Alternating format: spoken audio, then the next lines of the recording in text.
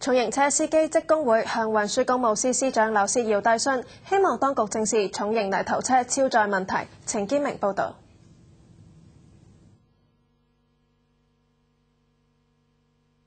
普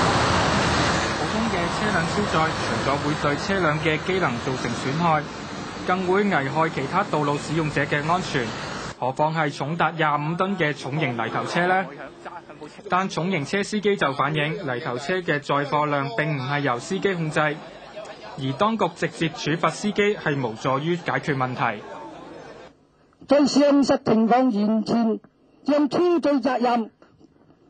歸咎於職業司機係不公平嘅做法，而且單純嘅處罰係無法從根源上解決這個長久存在嘅問題。工會就建議應該向要求司機超載嘅地盤公司發出告票，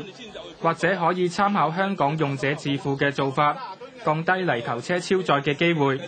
而代表接信嘅交通事務局局長汪雲就話，會喺下個星期同工會開會，共同商議解決嘅方法。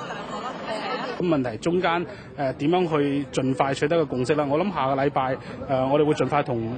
職業車司機啦，我諗坐低去開會，亦都要平衡翻各方面，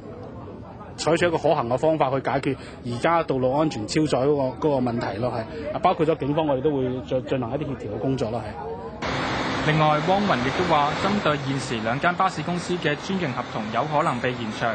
交通事務局將會喺10月之前